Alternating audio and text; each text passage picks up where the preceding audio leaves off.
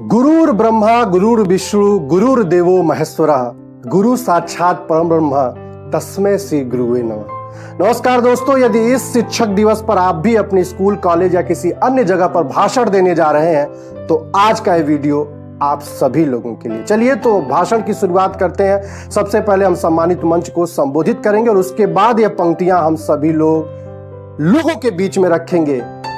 Doctor रघुवर शरण मिश्र ने लिखा है कि ऐसा सत्य सिखाना जग को, ऐसा सत्य सिखाना जग को कि अनाचार मिट जाए, मिटे स्वर्ग की असत कल्पना, शाश्वत सत्य भूमि पर आए। तुम भूमि के स्वामी, ईश्वर तुम्हारे चरणों में मिलते हैं। तुम अंतर के माली, तुमसे फूल जिंदगी के खिलते हैं। मैं भूलूंगा, मेरे भूलों पर उदास मत होना। तुम शिक्षक विद्वान, तुम्हारी प्रतिभा से लोहा भी सोना। तुम शिक्षक विद्वान, तुम्हारी प्रतिभा से लोहा भी सोना। दोस्तों, आज पूरा देश 5 सितंबर के शुभ अवसर पर अपने शिक्षकों को याद करते हुए शिक्षक दिवस मना रहा है। दोस्तों, आज ही के दिन हम सभी लोगों के प्यारे प्रथम उपराष्ट्रपति डॉक्टर सर्वपल्ली राधाकृष्णन जी का जन्म हुआ था, जो स्वयं दर्शन शास्त्र के एक बड़े विद्वान थे और एक बहुत ही अच्छे शिक्षक थे। उनको अपनी कक्षाओं में बच्चों को पढ़ाना बहुत ही अच्छा लगता था। एक बार उन्होंने अपनी कक्षा में कहा था कि मैं यह चाहूंगा कि आने वाले वर्षों में यह हिंदुस्तान मुझे एक शिक्षक के रूप में याद करे। और दोस्तों, उसके बाद पूरे भारत ने मिलकर के अपने प्यारे डॉक्टर सर्वपल्ली राधाकृष्णन की जयंती को शिक्षक दिवस के रूप में मनाना शुरू किया। और आज 5 सितंबर के दिन हम सभी लोग यहाँ बैठे हुए हैं तो मुझे चाणक्य की वो पंक्तियां याद आती हैं जिसमें चाणक्य ने लिखा है कि शिक्षक एक सामान्य व्यक्ति नहीं होता है, उसकी गोद में प्रलय और निर्माण दोनों पलते हैं। जी हाँ दोस्तों, जो देश अपने शिक्षक को सम्मान नहीं देता, जो देश अपनी शिक्षक को सम्मान नहीं देता, इतिहास उसे कोई भी स्थान नहीं देता। इतिहास उसे कोई भी स्थान नहीं देता। यह देश कभी अपने गुरुओं के बदौलत ही पूरी दुनिया में विश्व गुरु के रूप में जाना जाता था। तक्षशिला से लेकर नालंदा तक पढ़ने के लिए केवल भारत के ही नहीं, भारत के बाहर से भी लोग आते थे। यह हम सभी लोगों को विचार करना पड़ेगा कि वो कौन से कारण है जिसकी वजह से हम शिक्षा में पिछड़ गए। दोस्तों, आज पुनः हमारे शिक्षकों की बदौलत हिंदुस्तान विविध क्षेत्रों में आगे बढ़ रहा है। मैं अपने गुरुओं के प्रति सादर अभिवादन करते हुए बहुत बहुत धन्यवाद ज्ञापित करता हूं कि उन्होंने मुझे इस लायक बनाया है कि मैं आपके बीच में 2 शब्द कह सकूं।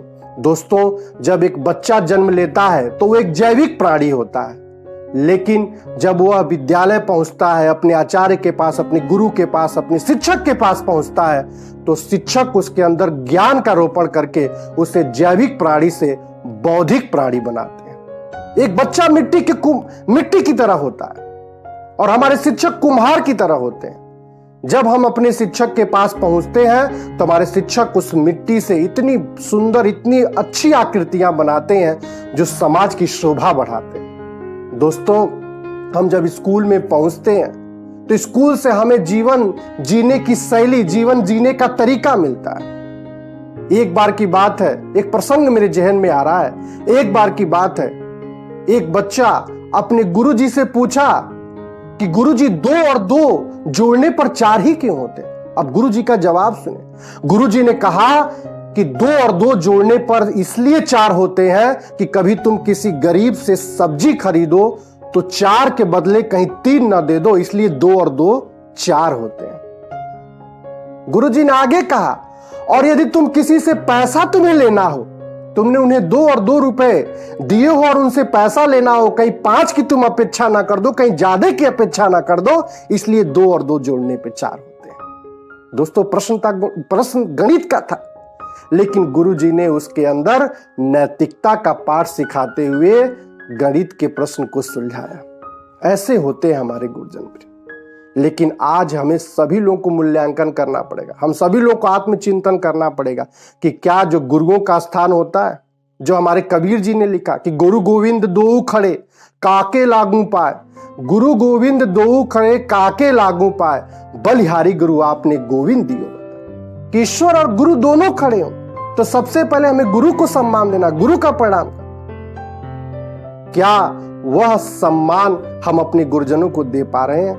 यह आत्ममूल्यांकन करने का समय है। दोस्तों, मैं आप सभी लोगों के बीच में यहीं पे अपनी वाणी को विराम दूंगा, यह कहते हुए कि हम सभी लोगों को मिलकर के अपने गुरुओं का सम्मान करना है। हम सभी लोगों को मिलकर के अपने गुरुओं से बहुत कुछ सीखना है। और मैं अपने गुरुओं से यह सादर निवेदन करूंगा कि हमसे भूल होगी, हमसे चूक होगी, हमसे गलती होगी, लेकिन आप गुरु हैं, आप महान हैं। उन भूलों को माफ करते हुए, उन चूकों को नजरअंदाज करते हुए आपको हमें एक अच्छा विद्यार्थी, एक अच्छा नागरिक बनाना है। इसी के साथ मैं अपनी वाणी को विराम देता हूं।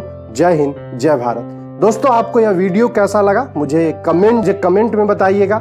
इसे ज्यादा से ज्यादा लोगों तक पहुंचाइएगा और यदि आप इस चैनल पे नए हैं तो जरूर सब्सक्राइब कर लीजिए। मिलते हैं अगले वीडियो में, तब तक के लिए मुझे दीजिए इजाजत। नमस्कार, जय हिंद, जय भारत।